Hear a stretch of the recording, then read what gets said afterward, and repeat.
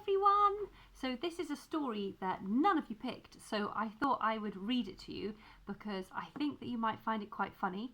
And it's by David Walliams, who, if any of you've got older brothers or sisters, they might be reading some of his books, like Gangster Granny or The Boy in the Dress or Rat Burger. You might have watched some of them on the telly as well, because there's little films of them. And this is a book he did for Comic Relief, and it's called The Queen's Orang-utan.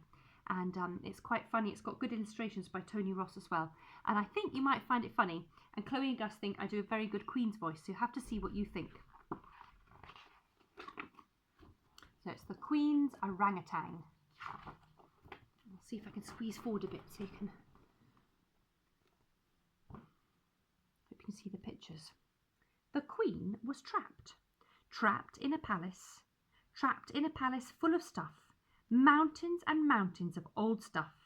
Every night she would dream of escaping, which might be a bit how we feel at the moment.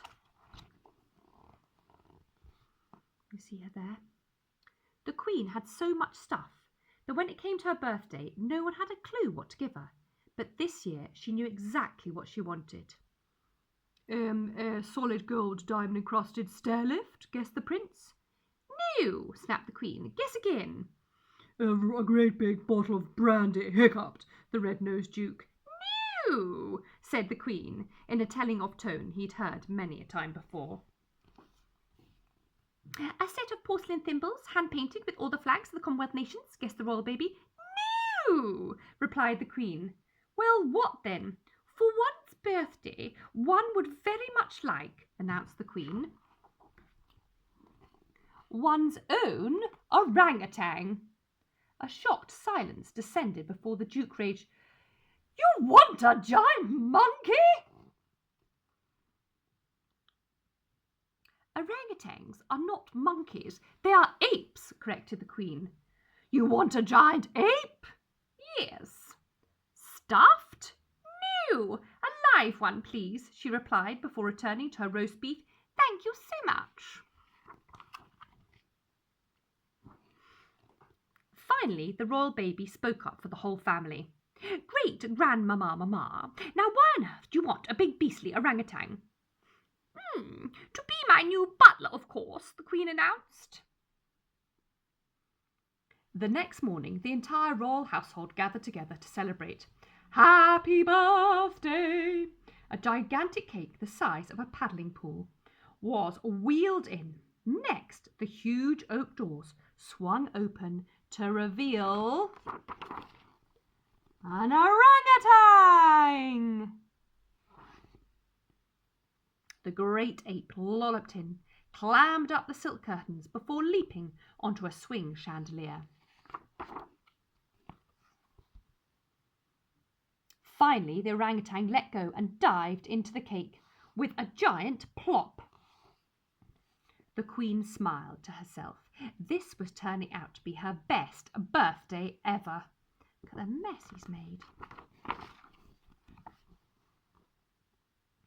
Later, it was time for the Prime Minister's weekly visit to Buckingham Palace. Secretly, the Queen thought the man was an awful bore. He prattled on and on about himself all day. I am sure I will go down in history, he prattled. Tea, Prime Minister, interrupted the Queen. As the greatest leader this country has ever seen, you know. On and on and on he prattled, as the Queen's new butler wheeled in the tea trolley. The orangutan then proceeded to slurp some tea from the pot, before emptying over the Prime Minister's head the rest of it. Milk and 2 sugars, isn't it? Said the Queen.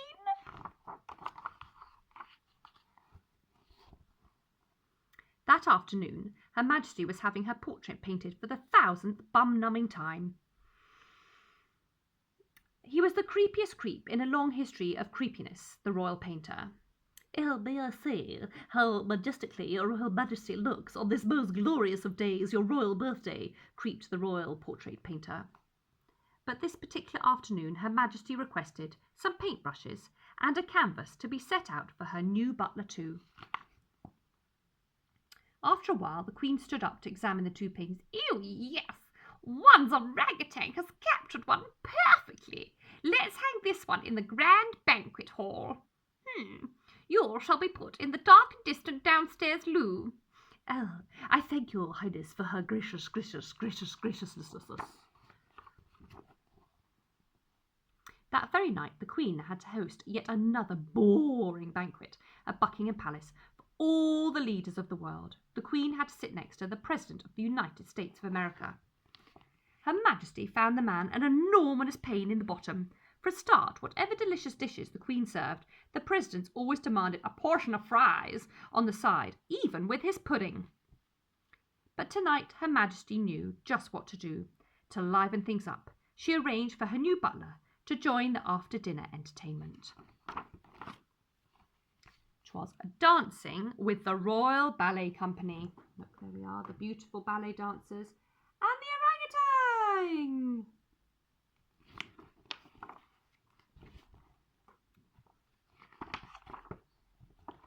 The next morning, the maid brought the Queen her breakfast on a silver tray as she always did. "Good morning, Your Majesty," she chirped as she opened the huge velvet curtains. Except it wasn't the Queen in the bed. "Oh no! Ah!" screamed the maid. It was the orangutan!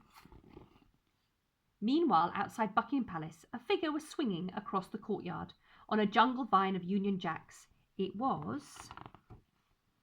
Can you see her? The Queen. "Stop her!" shouts the royal baby. But the bearskin guards could not do a thing. The Queen was free. All the Queen left behind was a letter.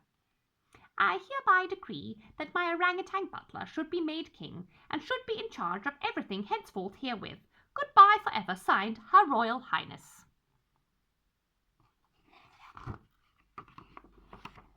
And then there, the end. Yeah, I hope that made you giggle a bit. It always makes me giggle a bit, and I think he's quite funny, his stories. Anyway, missing you all lots and lots still. It's been such a long time, but I'm hoping I might get to see some of you perhaps tomorrow. But you might not listen to this story until much later, so that might be very confusing, so I'm very sorry. But just hope you're all taking care and staying safe and enjoying maybe being able to see a few friends outside, which is so lovely. And maybe I'll bump into some of you at some point as we're all walking around. But take good care. Bye-bye.